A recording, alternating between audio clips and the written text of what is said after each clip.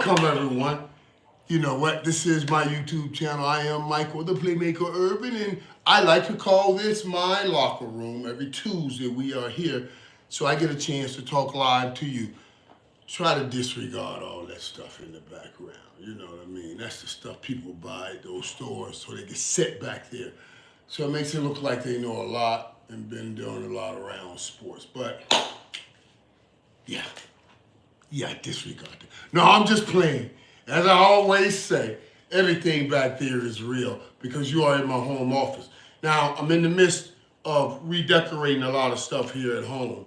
So it might be a little bit of a mess because I really have been redecorating. A lot of things. See, here's here. Redoing my backyard. You see some, don't look at my fingernails. But redoing the backyard because what I noticed, right? What I noticed here since I'm home is the time I'm home, dude, all I do here is, when my wife, you guys know, she has Alzheimer's, so I have a living nurse with me. So it's either, and that's why I'm even changing it because they tell you that the sound of water pleases and kind of soothe the minds when people are suffering from Alzheimer's and dementia and everything. So I'm putting waterfalls out there and I'll open up a slide and then make it, handicap worthy so she can walk out and they can sit her out or sit her in the little pool on the other side. It'll only be 6-7 inches deep with the little babies and, she can play. So I'm trying to put it together, I remember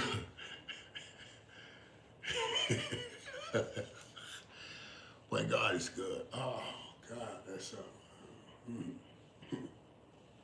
I got emotional there for a minute thinking, how times have changed. Now this is the 59-year-old Michael, right?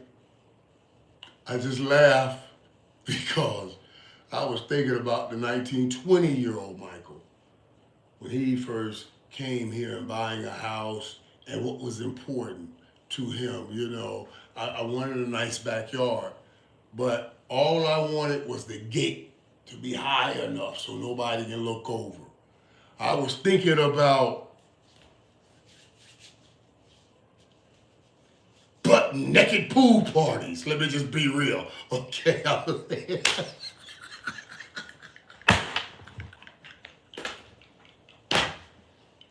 Hey, this was at the first house I bought, right? Hey, I'll be real. Maybe your wife deserves everything in life after. Right, man, dude, Oscar, you're right, Oscar. That's why, brother, listen to what I'm telling you. And mate, I'm telling you, that's why I said, no matter what, she's going to stay here. No matter what, where she's going to get her time here. And let me even tell y'all, y'all stop. Let me tell y'all something. I'll tell you a quick story. Even about this house that we are in now. Right? And I'm here to tell y'all, right? When I first got here, we got married and Sandy was out looking for homes and she saw this land. She saw this land. And she said, baby, God showed me where we're building our house. I said, what, where? And then she brought me over here and we saw the land, right? We saw the land.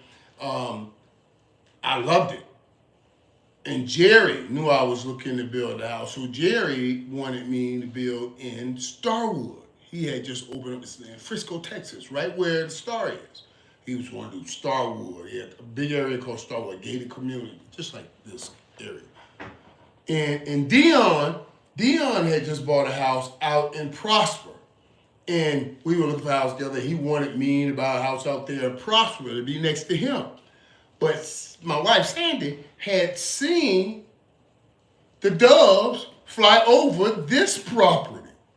So I was in a tug of war. Just a quick story. I was in a tug of war.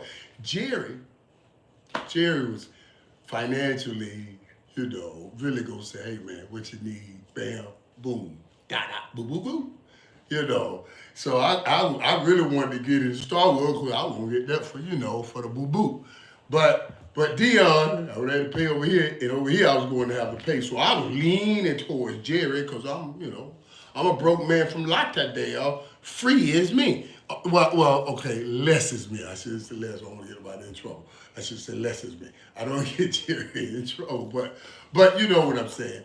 They were giving him a lot of property in Frisco because he was building the Star, and he was okay. Let's get out of it. But let me tell you what happened. So now Tidy's back. Tidy's back. Do you remember now? This is my wife. Same woman I was married to when I was in that hotel room, messing around. Same woman. Now, I remember the day when that hotel thing went down and all that. I got to tie the story in. I'm driving home. It's breaking all over the news. Oh my God. Oh. Man, what am I gonna say when I go home? Oh my God, I don't know. I'm worried about it, right? I'm coming up with all these arguments in my head. I get home, my wife's at the door. She said, don't say a word to me. God told me I'm your wife, and I'm telling you, you go make your peace with God. Now she caught me off guard. I was ready to argue, really wanted to argue. Because when I argue with her, I'm taking care of your mama, I take care of everybody. The pressure got to me. I could have put it on pressure. The pressure got to me then, you know how men do. We argue things like that. The pressure, this. And then I get back out there and do it again because I storm back out the door. That was my thought the whole ride home. But when I got home and she said, you ain't got to say a word to me. This between you and God.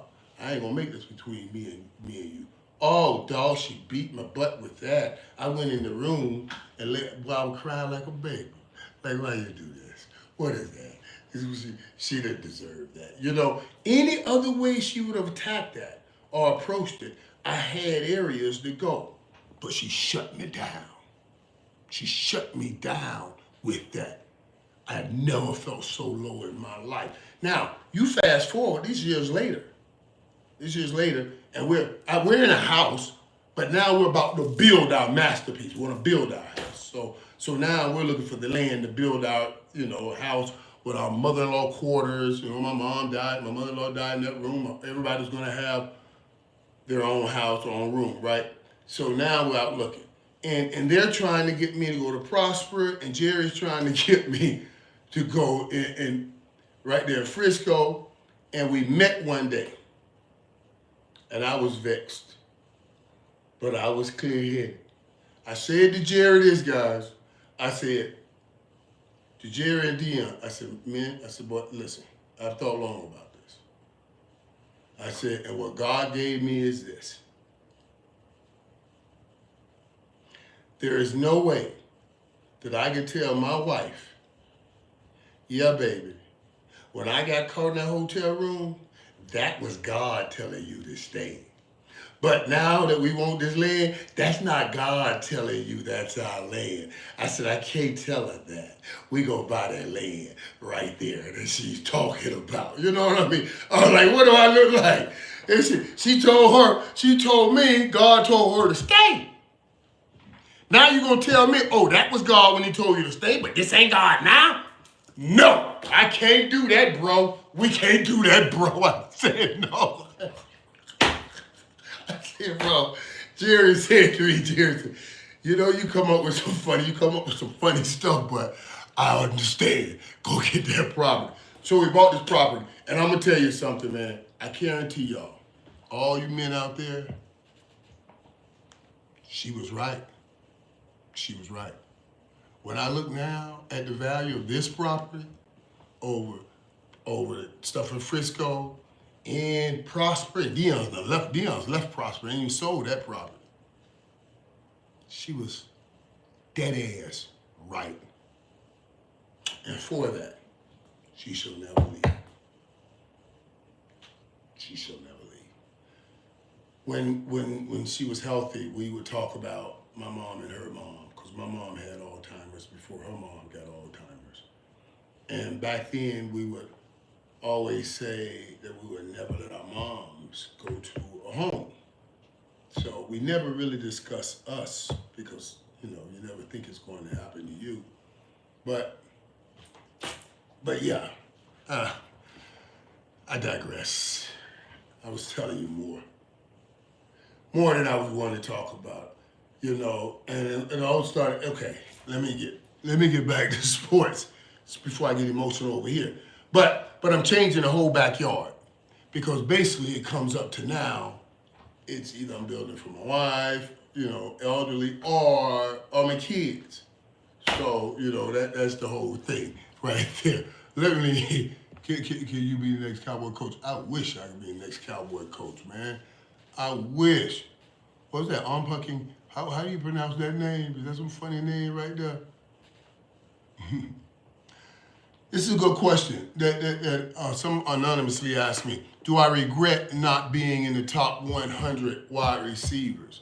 No, in the top 100 players. I'm in the top 100 wide receivers. But it was in the top 100 players of all. Was that? I don't remember. I don't remember.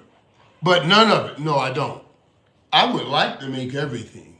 Any award, any top receivers of all time, top 100, whatever, you like to make it. But those things are so subjective.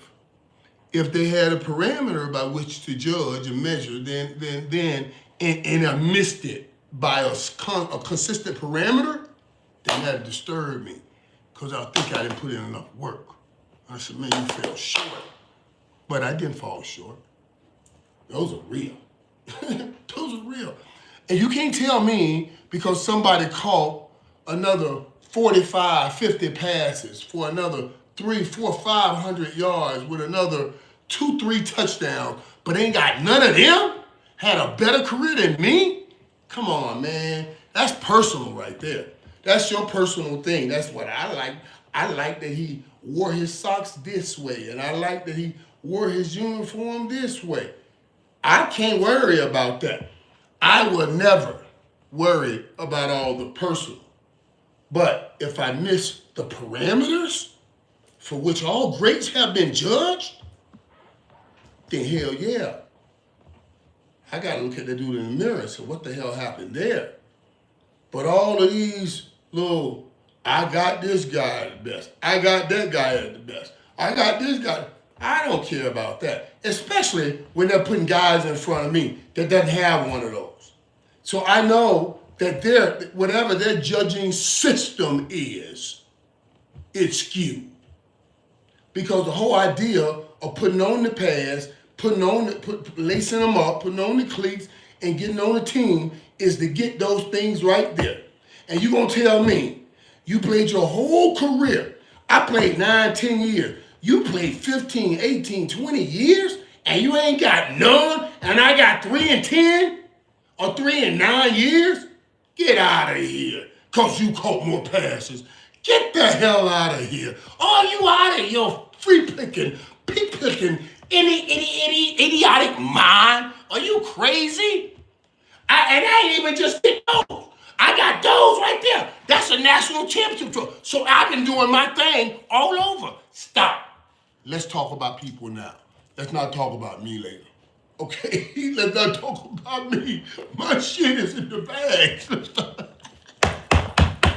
Let's keep it to the things that are going on right now. Come on, guys. You see that? You know, that's Pro Bowl MVP, wide receiver of the year. All that's back there. All that's back there. And it's back there with Super Bowl championships. Don't y'all get it? Don't y'all get it? You see, now we are caught in a world where everything is social media. So now you can get famous without paying the ultimate price.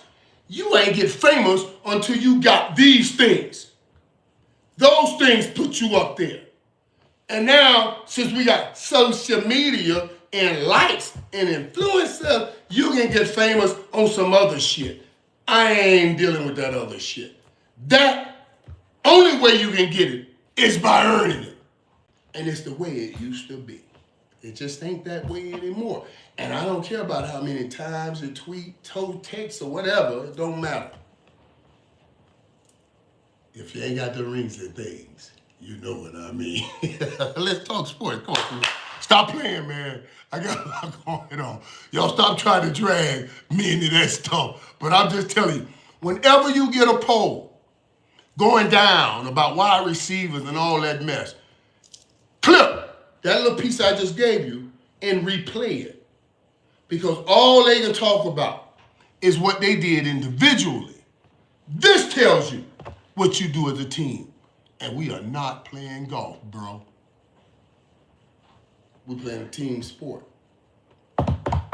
It ain't just about the passes you catch and the yards you get. It's about the movement. Can you move men? Can you reach down inside the kids and pull out their kings? Can you make them play better than they thought they'll play? So you can get some of those. All of that has to be in there. I don't give a damn about how fast you run, how high you jump. I don't even give a damn how great you catch. And can't nobody out catch me. I ain't even thinking about that. You see what I'm saying? I don't care about none of that. All I care about is one thing, and that's them rings. You understand? Because like Jimmy Johnson used to tell you, if you want to be famous, if you want to be rich, if you just came in here because you wanted the pretty girls, if you aim for that stuff, any of it will never make it. But if we aim for winning and winning championships, all of that stuff will chase us. You see what I'm saying? So all these little polls and bullshit, all that stuff, because they didn't get these. And now they're trying to chase the notoriety. I'm in the top 10. I'm in the top 5. I'm in the top. You ain't in top shit if you ain't got none of them. Nothing. All of that is individual, personalized shit. This says, it's not individual personalized. This says, I whooped your ass. Whoever got in front of me, I whooped your ass. Damn. What am I tripping?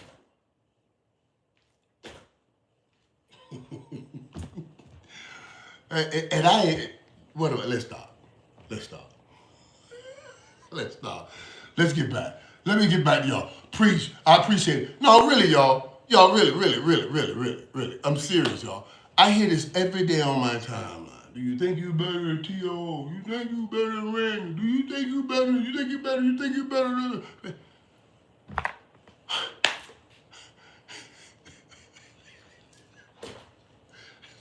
don't know what you want me to say that.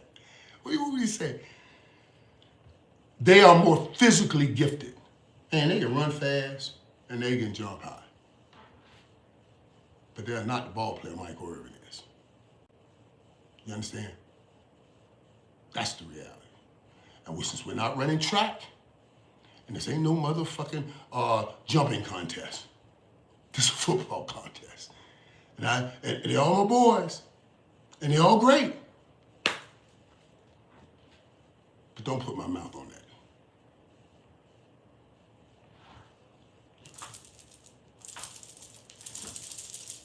Everything else don't matter.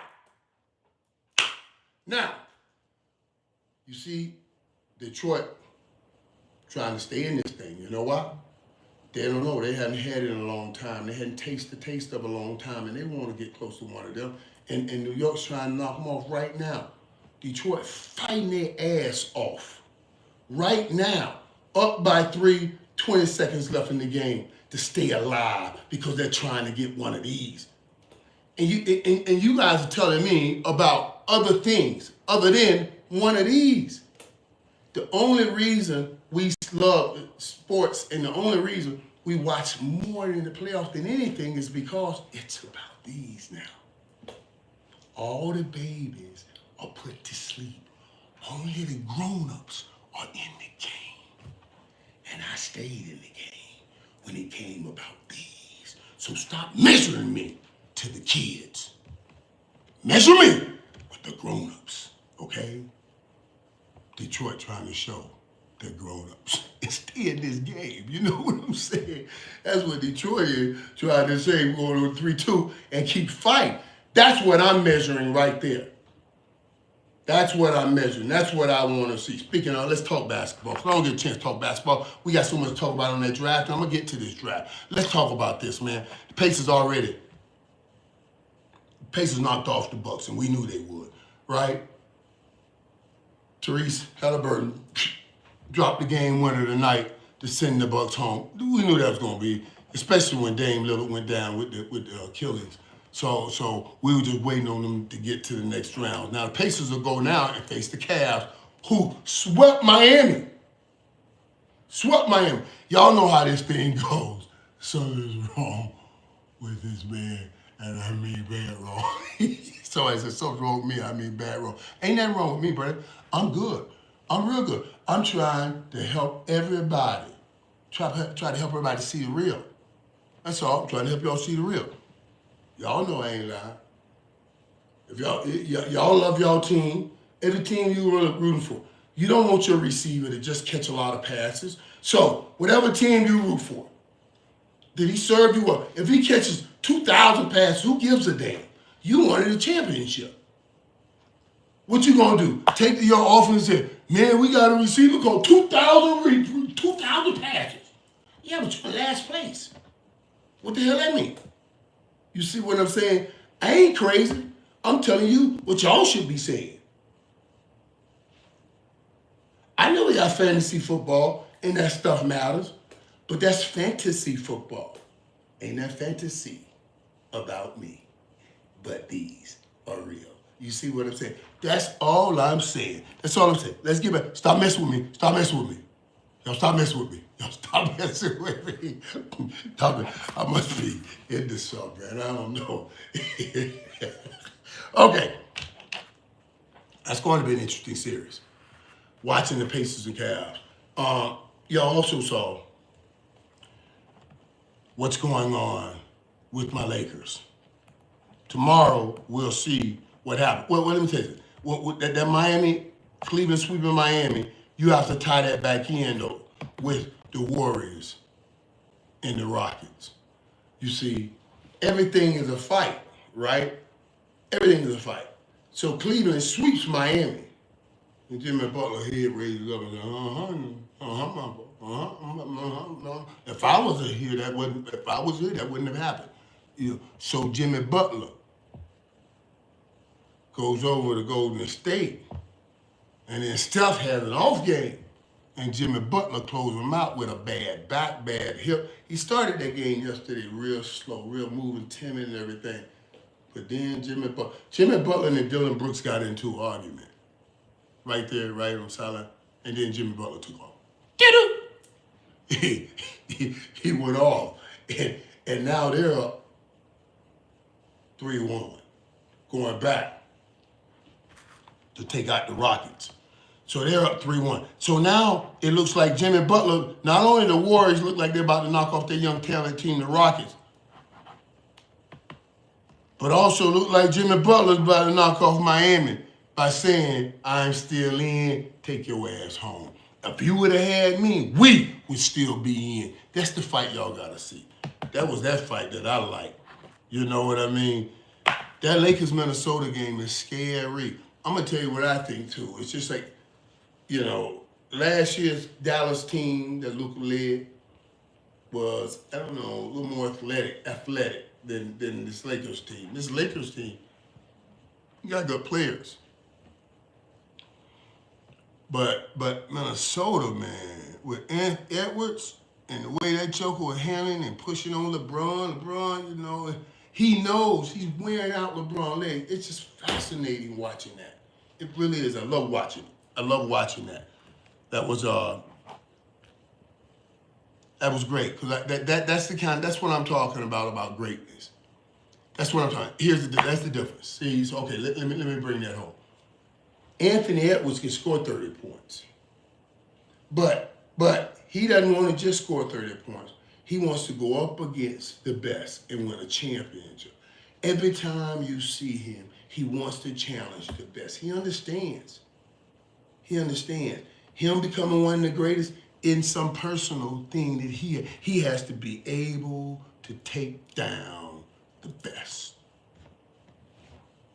This shit is prison mentality on the football field, on the basketball court. You can't come in and take over. You gotta come take down the champ. And the champ has these. You gotta come and take those.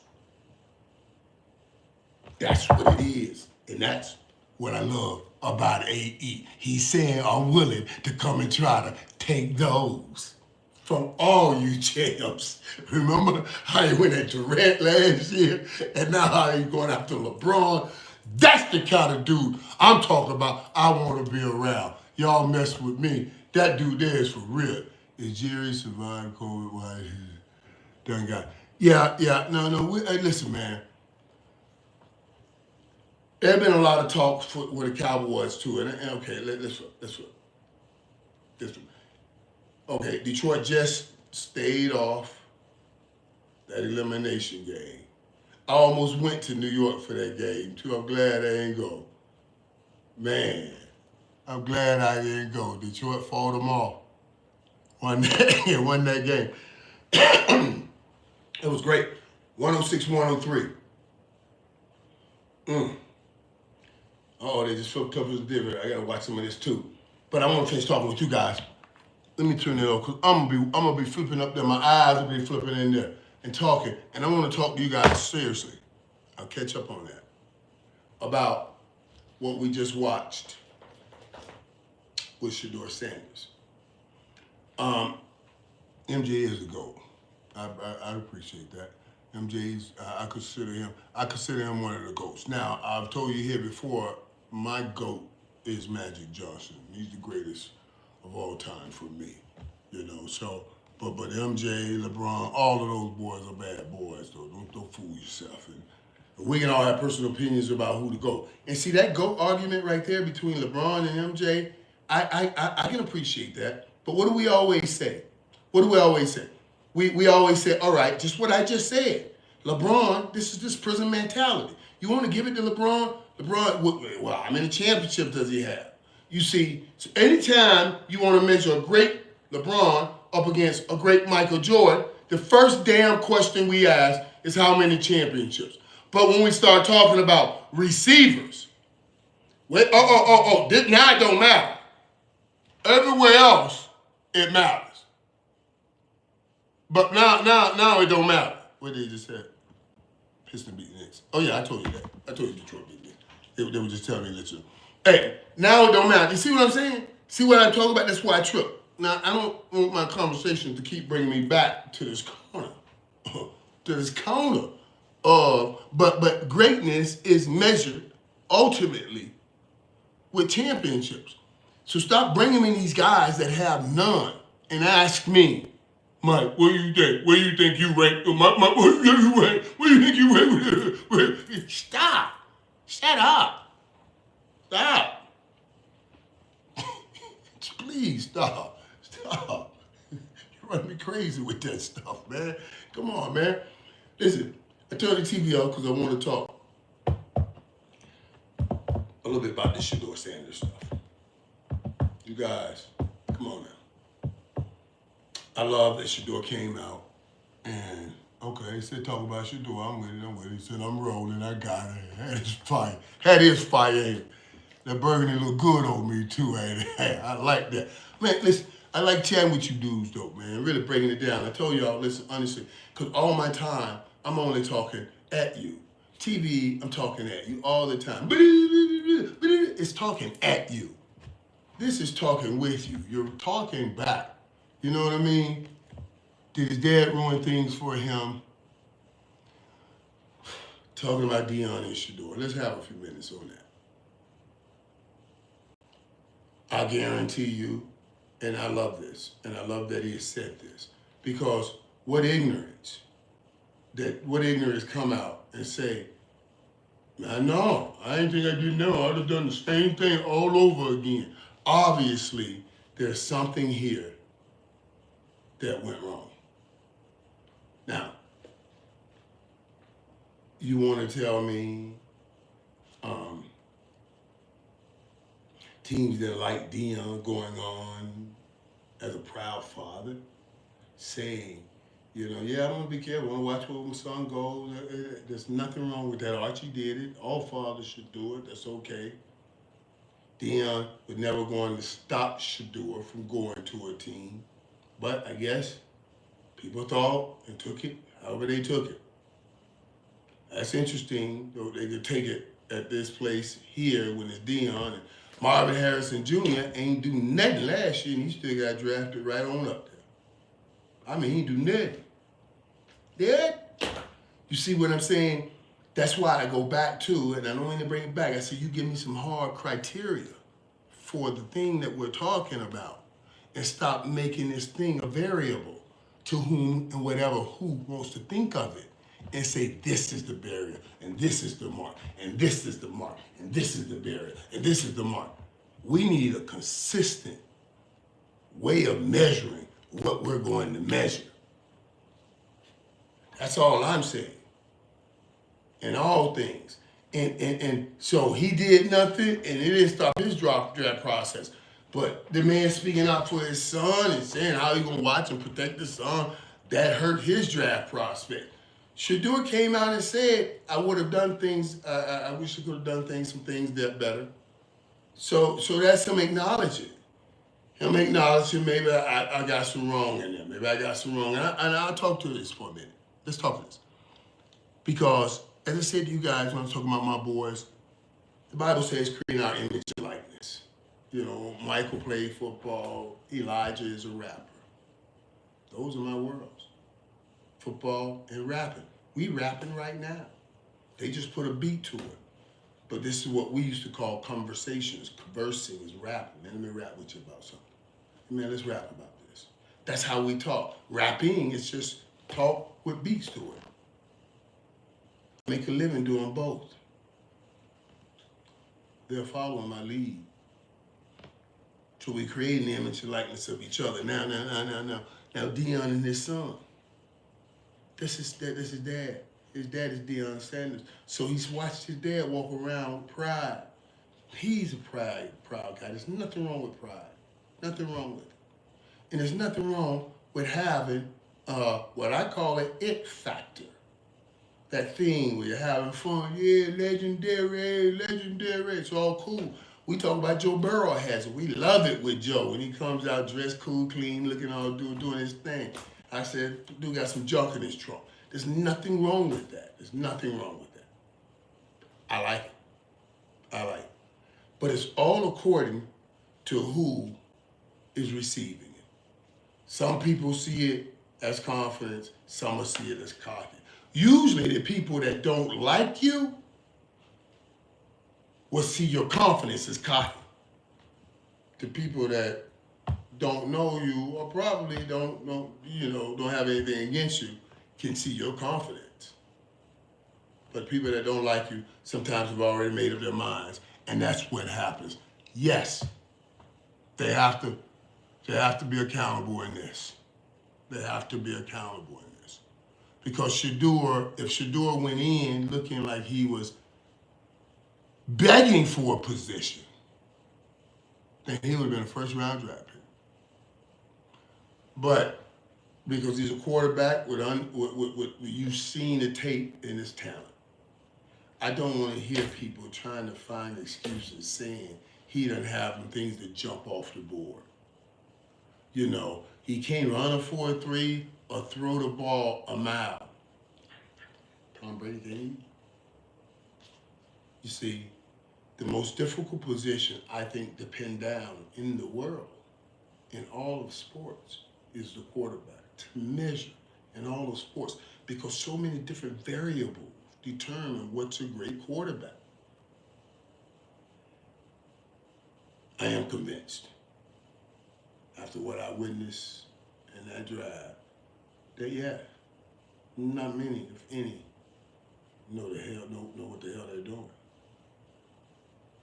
Because you can't tell me what Deion Sanders said if someone could remove that and they look at his football talent. And I've been watching football a long time. That they don't say, I don't give a damn what his dad said. I'm a draft that kid. Just like Chargers did with Eli when Archie was bumping his gum. You see. So it was, they had proved, we don't care. Eli wasn't clearly to me the best quarterback in that class. And Eli ain't got none of the same things we talk about. Eli couldn't outrun the turtle. And he couldn't throw 1,000,000 yards. So it's the most difficult position. And we keep moving the needle to fit our own personal agendas. But it comes back to what we were talking about earlier. All of those are variables. The bottom line is, can you bring those? If you can bring those, it will all make sense. And this is what has made this Shador story so great. 144th pick. I was reading the Bible the other day, and it shows the 144th, that number 144. That was the number the angel brought. Said, stay, to all 4 angels posted at the corner of the world. He said, I must mark my chosen for the protection and the direction at 144. You see, I see it this way. A lot of people be talking about that fall for Shador. And they'll put him in a grave. And they'll start shoveling dirt to dig him and bury him. Shador went in the 5th round, 144th pick.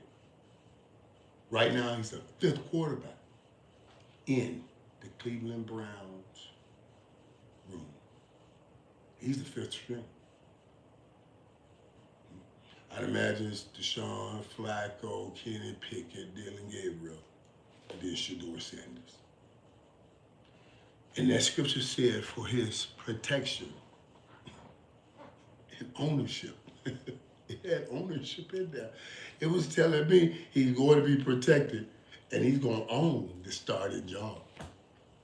And when that happens, I want y'all to remember that I told y'all that what the devil meant for evil, God made it good. And it's going to make his story that much more great. His testimony that much more great. Because his testimony would have been marred by many visible tests. You saw what he had to go through to overcome Jackson. You saw what he had to go through to pull back up Colorado. And you will see what they had to go through to beat the NFL. It'll make you appreciate it more. I guarantee it, if you know what I mean.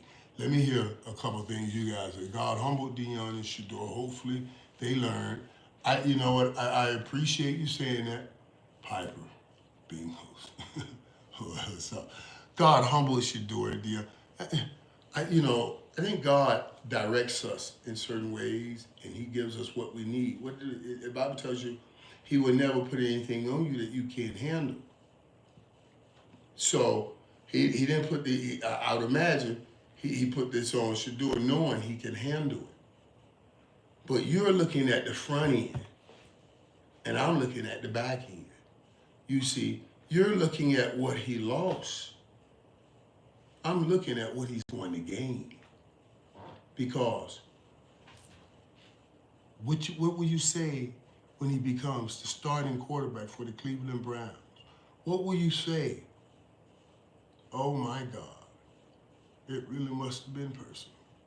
You see, oh my God, boy, that must have really been God. You see, in order to set up a place for you to see his power, he has to set it up. I always tell people, I'm not worried. You know what? I'm going to have something always because I live by this rule. My mom gave me this a long time ago. She said, baby, as long as God can get it through you, he'll always give it to you. See, a closed fist holding on to everything you got so tight. Yeah, you can't let nothing out, baby. But God can't put nothing in that closed fist. This is how I grew up. So I let him get it through me. And he seems to always keep giving it to me. And Dion, I know they live this way. So he's just gonna get his message to you, all of you out here, through Shador. You know what I'm saying? Stop messing with my 144. I promise you. You know what I'm saying? See, you are looking at simple things. I look at the deeper things. Things are set up by more than the 5 senses we have. You know what? Our brain only recognizes what our 5 senses can receive. That's the only way we get information in our bodies. We got 5 senses. That's why you got in your brain sensory receptors. Through your 5 senses brings in information to your brain. The sensory receptors galvanize that information and tell you what it is. Does the food smell good? Ooh, that table hard. Ear gate, nose gate, mouth gate, touch gate. You know what I'm saying? Eye gate. Those are your 5 senses that's bringing in information. But there's other sense. 6th sense. Spiritual sense. And I'm telling you, when I open up that word and I hit 144, being God's number to protected and ownership, or protection and ownership, I said, ooh, this story gonna be greater. Later, I promise you guys, you know what I mean? It will be greater later. All right, let me get out of here. We'll talk later, man. We'll talk later, man. Hey, can I please shout me out? Who's that? Eric Sampson, what's up? I just shouted you out, bro. Bro, I just shouted you out, man. You come on back now. Make sure you come on back and we hang out right here. I know I gave y'all a lot. Hey, yeah, let me talk a little bit. Cause he talking about how about them Cowboys. You're right. Gee, listen, them Cowboys, that draft was good, dog. Yo, say what you want. Say what you want. Because I'm telling you, we played we played on the right, correct side of the ball. That's the offensive side. We went and got 9 players, 5 on defense, 4 on offense. But on offense, guard, tackle, 2 running backs, 1 lightning, 1 thunder. And I want to see how this rolls. We're looking for a run game. And you tie that in too and with. And I hope, I'm even okay with them. I know they're looking into it. And if they're going to emerge a 3rd receiver, Mingo or somebody else, Cavante Turb is coming to make plays, and you go and get and bring them back, the Amari Cooper, dude, Amari didn't want to be in Cleveland, man. Amari didn't want to be in Buffalo. But Amari wanted to be in Dallas. He loved Dallas. And I know they're talking to him again right now, and I hope they get their job done. But he wanted to be in Dallas. From what I gathered, Amari and Mike McCarthy and them had list 7772. You see, Mike McCarthy gone. Amari may be able to come on back home and then help us get home. You see what I'm saying? Help us get home. Yeah, dude. I know I was just about to say goodbye, but they do. You're right. That's another thing I got to say about the draft too. One last thing, people. I promise you, let you go.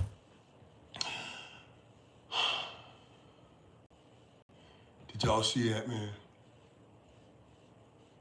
I text Cam. I said, man, listen, I love you, man. I just appreciate you. You know, it was one thing to see him come out first with AU, but what touched me more than anything was the phone call the X-Man got from the Titans. They said, it's a little bit unorthodox, but, you know, as soon as we draft him, Cam Ward was on the phone telling us, man, you should get a stripper. He said, we should go get X-Man. We should go get him. And they signed him.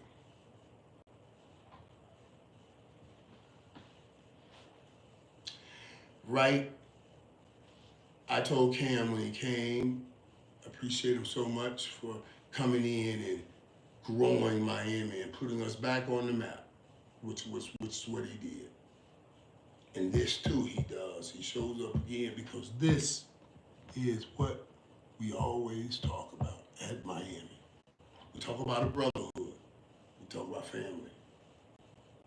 And that's why you see me spend my own dollar to run everywhere with this team, to be where this team is.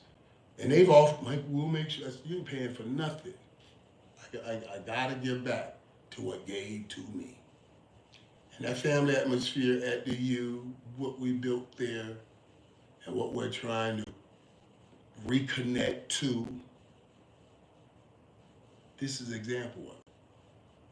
This is what we've always been. And Cam Ward, you talking about an A+ dude to call and get your dude on your team.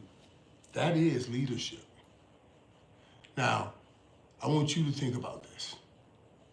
How hard do you think he will play with Cam, knowing what he's done for him?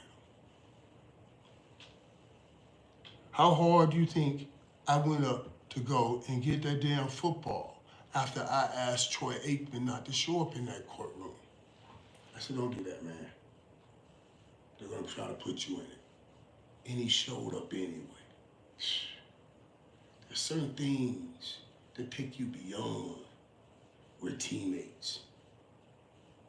And those kind of things that it takes to take you to greatness. Cam has it. Xavier has it. And we gonna be the Tennessee Titan Hurricanes, because I will be watching them closely too. Congratulations to all my Cane dudes, man. You know, Elijah, Aurora, oh my God, I love that dude, man. All of them, they got drafted. Every one of those guys, man. Man, even at the draft when I saw Coop and Cam, man, let me tell y'all about Cooper, man.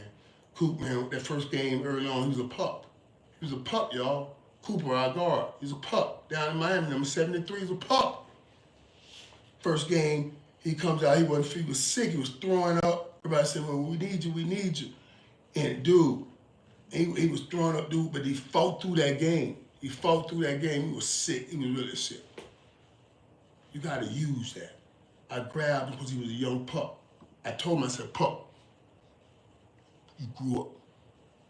That pup bowl is gone. Your bowl is a full-grown damn dog bowl. You know, man, when a man throws up, leave his shit on the ground, and then get his body up and go play like that, that's man stuff. You're a grown man.